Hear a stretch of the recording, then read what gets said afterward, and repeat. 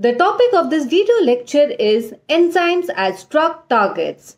The drugs produce action by binding to a target site. The drug targets are of four types: receptors, ion channels, enzymes, and transporters. There are drugs that act through enzymes and are used for various therapeutic purposes. Examples of drugs that act through enzymes are: the first example, statins are useful as cholesterol-lowering drugs by acting on HMG coenzyme A reductase enzyme. They reduce illness and mortality in those at high risk for cardiovascular events. As we can see in the figure, statins act on the rate-limiting step of cholesterol biosynthesis. Statins inhibit HMG coenzyme A reductase enzyme that mediates the conversion of HMG coenzyme A to mevalonate, which in turn is responsible for the production of cholesterol. So, by inhibiting HMG coenzyme A reductase enzyme, statins reduce the cholesterol synthesis and reduce the blood levels of cholesterol.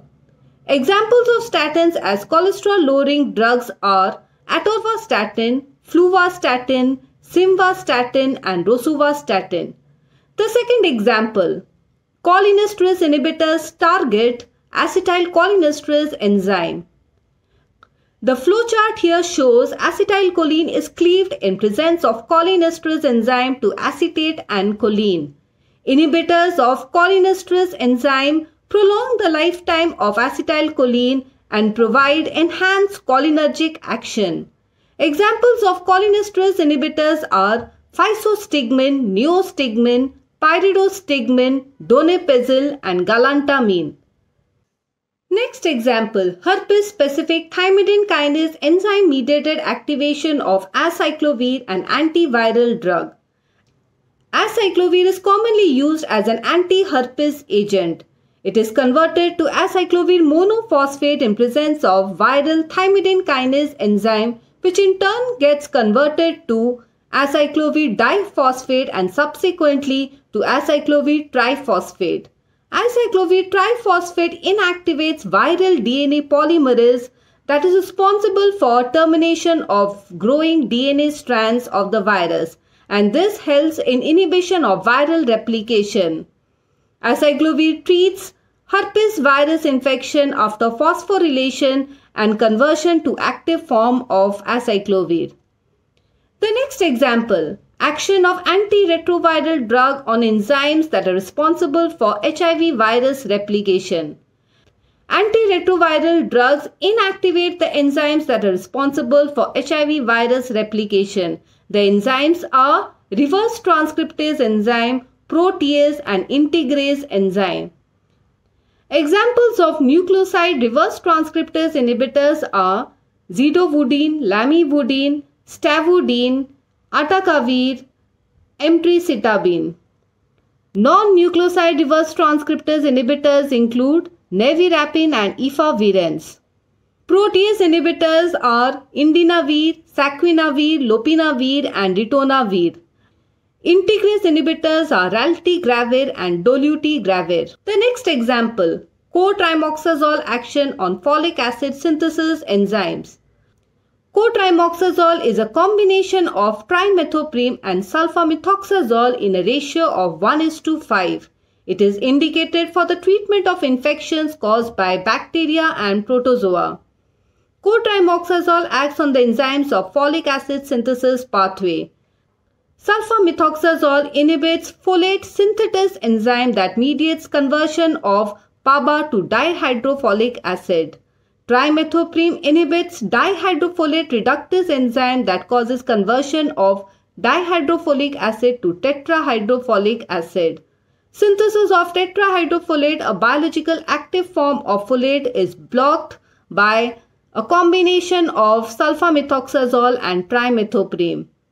In this way, cotrimoxazole, by inhibiting the tetrahydrofolic acid, inhibits the bacterial replication and hence is useful for the treatment of various bacterial infections.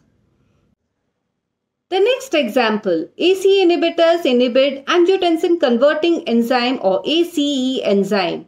ACE inhibitors are primarily useful for the treatment of high blood pressure and heart failure.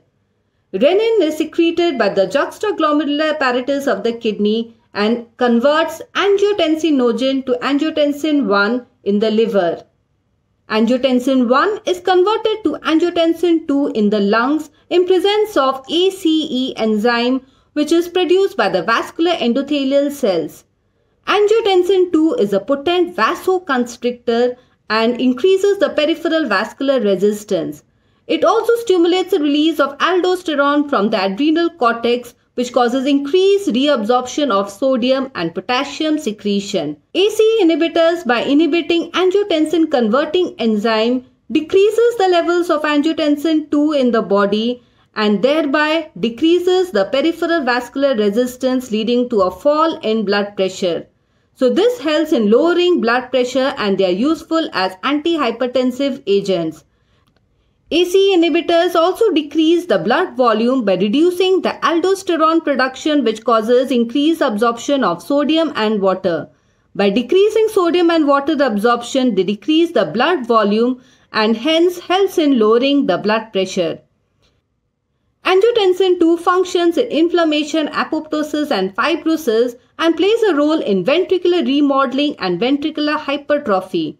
ACE inhibitors such as captopril, enalapril prevent angiotensin 2 formation and cause dilatation of blood vessels and reduce left ventricular hypertrophy. Hence, ACE inhibitors lower blood pressure and treats congestive heart failure. The next example, aspirin targets cyclooxygenase enzyme. Low-dose aspirin inhibits cyclooxygenase enzyme and reduces the synthesis of thromboxane A2, a vasoconstrictor and aggregator of platelets. Low-dose aspirin 75 to 100 mg is effective in reducing heart attack and stroke. This brings us to the end of the topic. These are my references. Thanks for watching. Please like, subscribe and share.